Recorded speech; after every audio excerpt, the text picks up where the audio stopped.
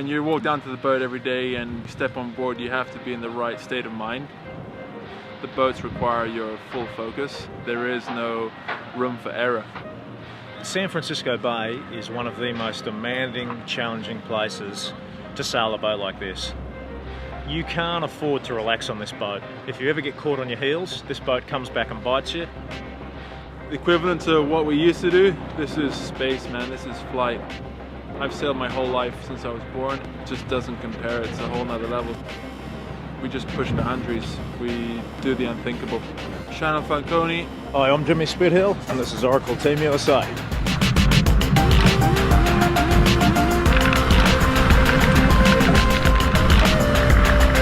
I think a boat like this on that race course, it pushes you. There's some manoeuvres in this boat where there's no brake. The only way to get through a manoeuvre is to redline it.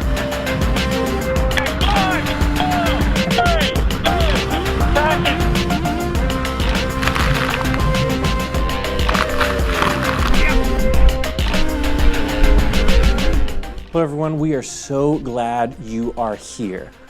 There's been so much going on and we are in day like 40, 50, I don't know, it's been quarantined for a long time and I'm losing count, you might be losing count. And as I've been thinking about what in the world are we doing with life and culture and how does this relate to anything, I want to talk to you today about an interesting concept. In fact, I was walking around and I noticed something that was right off the pier and kind of the ocean. Have you ever noticed those sailboats right off the harbor? There's a lot of them, and some of them are quite massive. And by massive, I mean incredibly, incredibly large. And it reminded me of a time when I was actually in San Francisco and the America's Cup was in town. You may not know what the America's Cup was. I didn't know what the America's Cup was. Take a look. Yeah, so there's these crazy yachts that they were sailing and doing all this sailing thing. And that actually brings us to the idea that we're talking about today, which is set the sail. And so how do sailboats, the Bible, and Acts chapter 2, which talks about the power of the Holy Spirit, come and relate to one another? Well, that's what we're going to talk about. Because when you consider culture, and you consider stress, and you consider anxiety, and you consider life, the Bible, and sailing in Acts chapter 2, what in the world do all of these have to do together? Well, I'm glad you asked, because we're going to dive into that. But before we do, we need to understand a little bit about sailing. Because sailing is actually going to be our key idea for the day. In fact, set the sail is what I want you to remember. But because I don't know anything about sailing, and you may or may not know anything about sailing, I have a friend who is actually a sailing instructor. Yeah, he's pretty fantastic. We're going to actually jump to an interview that I did with him, learning about what in the world does it take to be a sailor. Let's check it out. Jack, why do you know so much about sailing? Well, my dad was, a professional sailor throughout his young adulthood, Chip, and he got me into it when I was a very young age. Started here on Lido Isle when I was about 5 years old and, worked up throughout high school sailing and eventually went to college sailing and was the captain of the team there, national championships, and now I'm the sailing director at Lido Isle Yacht Club. Well, I don't know anything about sailing, so if I was to go on your boat for the first time, what would be some pointers that you would start me out with so that I could not drown and tip my ship over and die? Right. Well, I mean, obviously, safety has to be number one priority, right? We tell everybody that when you get on the boat, and after that, I would say just keep an open mind and be ready to learn a lot because it comes at you quickly. Okay, so once you get on the water and you're sailing, how does it work with the sails and the wind, and what are you actually navigating there, and what are you doing moment by moment? So it depends how in-depth you really about it. I won't bore you too much with the details, but basically, the wind hits your sail, it flows around the sail and creates a term called lift, which is something you see with airplane wings. If you think of an airplane wing as a sail on its side, all you got to do is turn that up and then you have your sail, right? So the wind hits that, creates lift and pulls the boat forward. And then there's another crucial component to the boat called the rudder that steers the boat where hopefully you want it to go. So how is it that, if you're in your boat and you're trying to go this way, there could be wind blowing this way or this way, but you're still able to go forward. How does that work? So you can really adjust your sails to the different breeze conditions. So if the breeze is coming at you from the side, you're still going to be able to go forward, but the setup on your boat and the way you're reacting to it is going to be completely different from if it's coming from in front of you or behind you. the really good sailors look into the intricacies of what the different conditions are and what little tweaks they can make to adjust to that. Because, we have a saying like, control what you can control and adapt to everything else. Thank you for the little sailing lesson. Let's get back to it, guys. Setting the sail. I love what Jack said, that it's less to do with the direction of the wind. And it's almost irrelevant, the direction of the wind. It's all about how you set your sail. And I find that interesting because the wind could be coming this way, the wind could be going that way, the currents and the waves could be going this way. Everything could actually be trying to push you in the wrong direction, but if you set the sail correctly, you'll be able to move forward and get to where you're going. And I find that interesting because there could be two young people growing up in a house together, and one could go this direction and one could go that direction.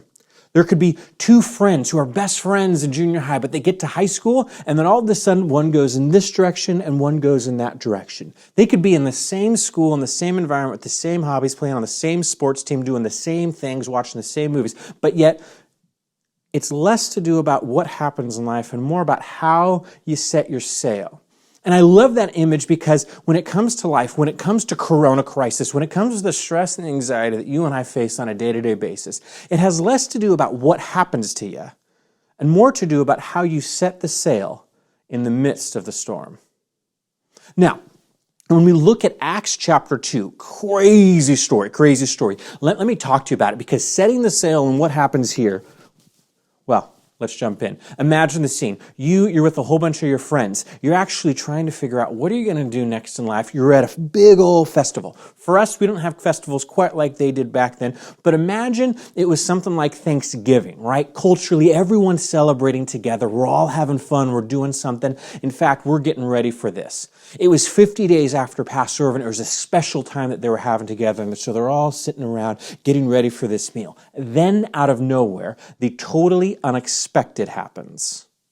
A rush of wind started to come through. Have you ever had a rush of wind come hit you so hard it blew you off your feet almost? Yeah, I don't know about you, but I watched this video the other day, and well, it made me laugh because these are some strong gusts of wind.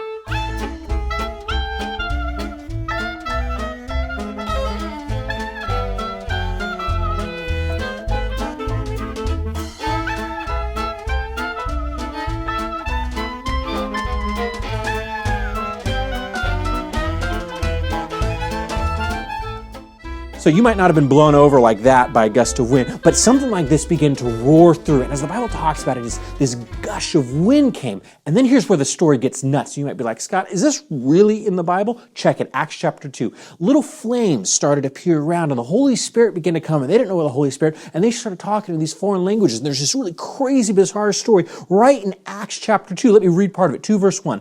When the Feast of Pentecost came, they were all together in one place, and without warning, there was a sound like a strong wind. It was a gale force, and no one could tell where it came from. It filled the whole building.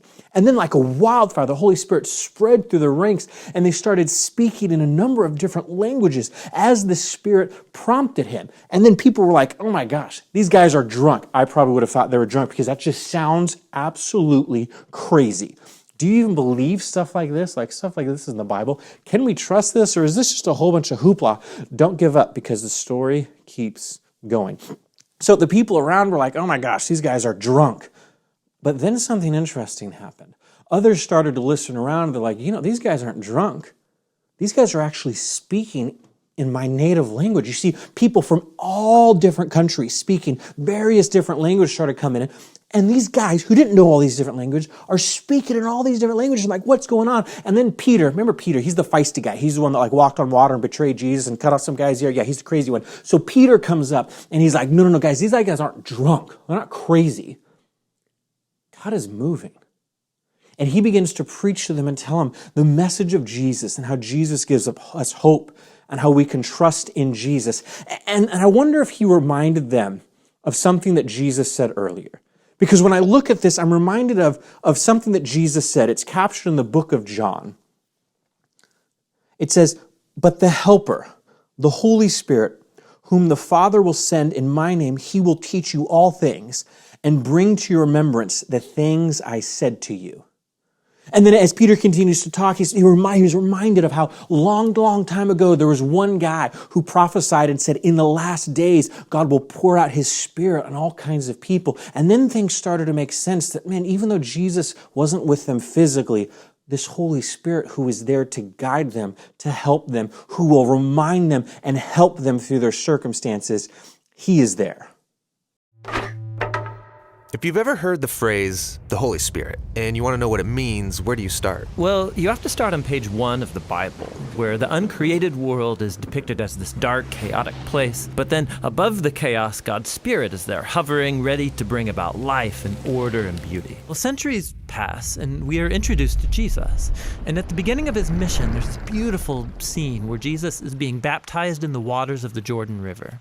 Yeah, the sky opens up and God's Spirit comes and rests on him like a bird. The story is saying that God's Spirit is empowering Jesus to begin the new creation. And we see this happening when he heals people or forgives their sins. He's creating life where there once was death. Now, Israel's religious leaders oppose Jesus, and they eventually have him killed. But even here, God's Spirit is at work. The earliest disciples of Jesus, who saw him alive from the dead, said it was God's energizing Spirit that raised Jesus. This is the beginning of new creation. Yes, and it's still going. When Jesus appeared to his closest followers, he breathed on them and said, "Receive the Holy Spirit." And soon after that, the Spirit powerfully comes on all of his disciples, so that they can become a part of this new creation and share the good news and learn how to live by the energy and influence of God's Spirit. And so, today, the Spirit is still hovering in dark places. Yes, pointing people to Jesus, transforming and empowering them so they can love God and others. And the Christian hope is that the Spirit is going to finish the job. The story of the Bible ends with a vision of a new humanity, living in a new world that's permeated with God's love and life-giving Spirit. And what does that tell us today? What does that remind us? It tells us the Holy Spirit's there to help you. More specifically, the Holy Spirit is here to help you learn when and how to set your sail. Now, for example, just a few chapters later, there's this crazy guy. Well, he's a normal guy, but his name was Saul, also known as Paul. We'll call him Paul for our context here. Paul was walking around. He actually murdered Christians as a hobby. Kind of a psychopath. Great. He thought he was doing the right thing, but he murdered Christians because that's what he did. And then one day God appears to him and is like, boom, stop murdering people. And he's like, oh my gosh. And there's this crazy story of how he's murdering people. God tells him to stop. And then God talks to this guy named Ananias. And God's like, hey, Ananias, I need you to go grab this guy named Paul. I want you to take him into your house and let him sit there for 3 days. Now, here's what Ananias knows. Paul's a murdering psychopath. Paul would like to murder him. God is telling Ananias to go save Paul. I don't know about you, I would not have been very inclined to go help some guy who I know is going to try to murder me.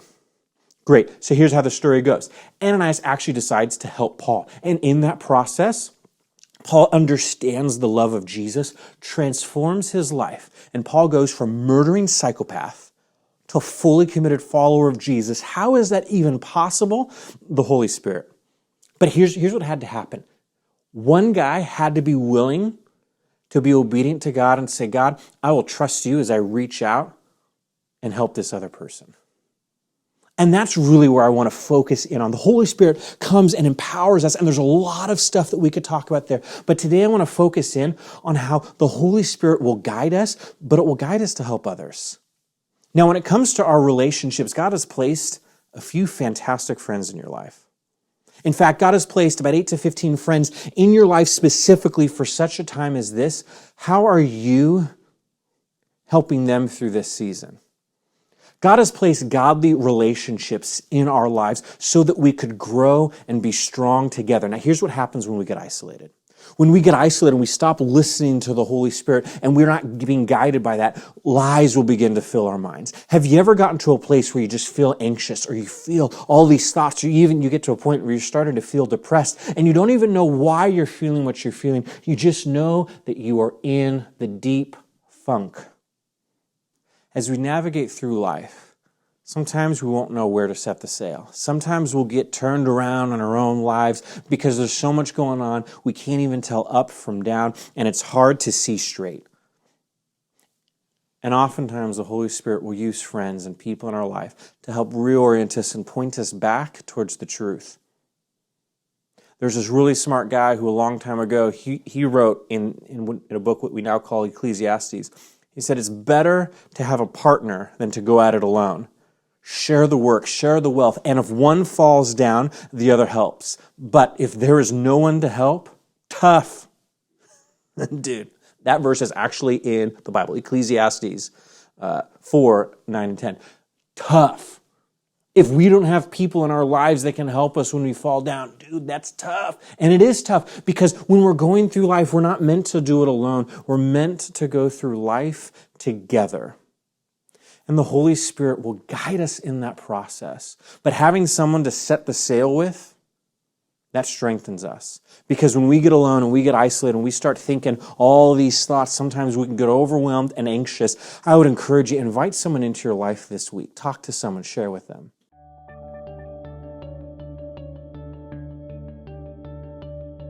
When it comes to setting the sail, life will oftentimes try to beat you down, throw you up, and drown you.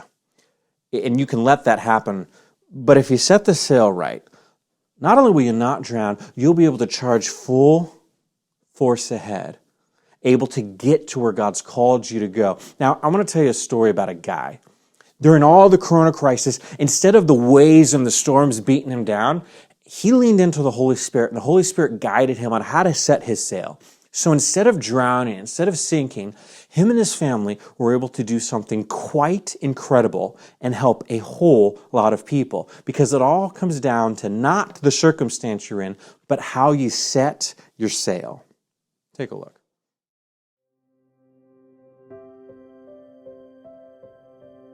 So, for me, this whole thing started when a friend of mine at school gave me a phone call and asked if he could borrow the couple 3D printers that I had in my classroom. He told me about what he wanted to do and what he was going to do with them, and he asked if I actually just wanted to participate and help him. So I said, yeah, that sounds great. I'm going to be at home. I may as well, work on these things and see if I can crank some out. And then that turned into just having a blast, feeling like I was really helping out our community. Some donations came in to help with the cost of the masks or the shields, and I was able to buy some more machines with that.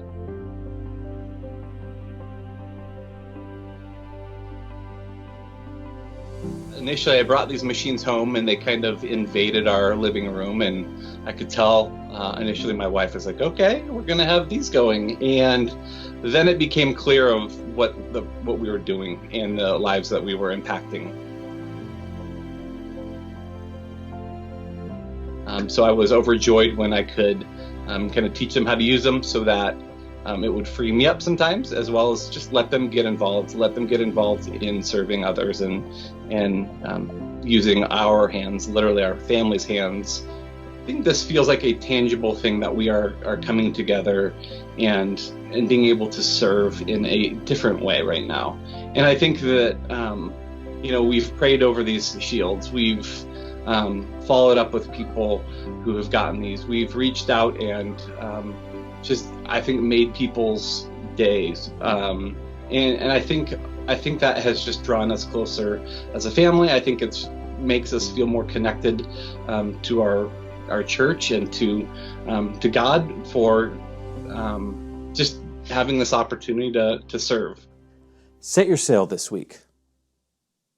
Life will come at you hard, and life will do everything it can to capsize you and cause you to sink. But if you set your sail with the Holy Spirit as your guide, you will never be conquered. Jesus promises that. He says, in this world you will have troubles, but to have courage. He has conquered the world.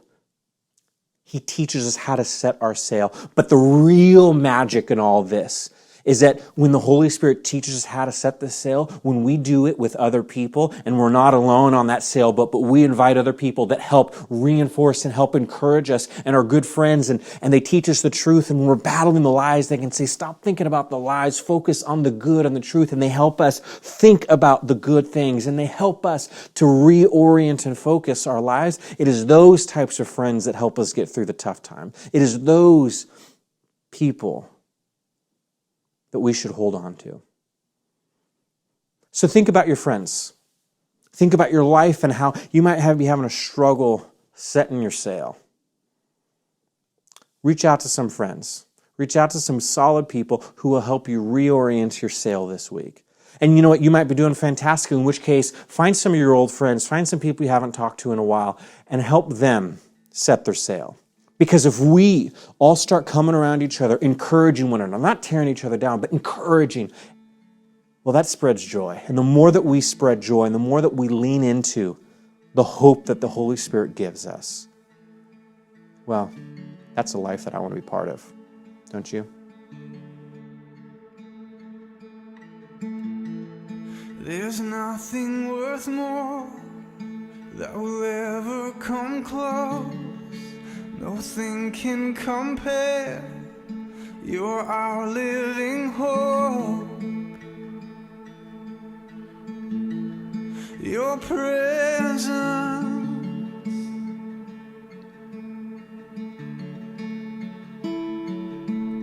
Holy Spirit, you are welcome here. Come flood this place and fill the atmosphere. Your glory, God, is what our hearts long for, to be overcome by your presence, Lord.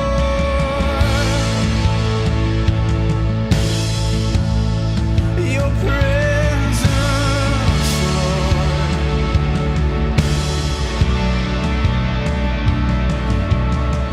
Let us become more aware of your presence. Let us experience the glory of your goodness.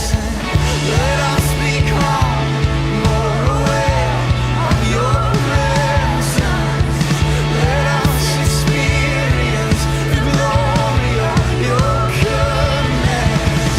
Let us become more aware of your presence.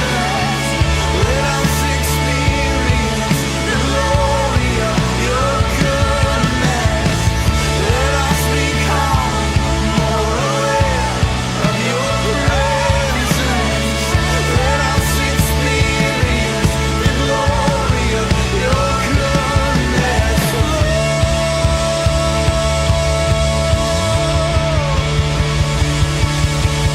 Holy Spirit, you are welcome here. Come flood this place and fill the atmosphere. Your glory, God, is what our hearts long for, to be overcome by your presence, Lord. Thanks for joining us this week. We hope you had an experience that helped transform the way you think. Set your sail this week. May the Holy Spirit guide you and direct you. And text a friend. Call someone. Don't go through life alone. We're in this together, even though it might feel lonely.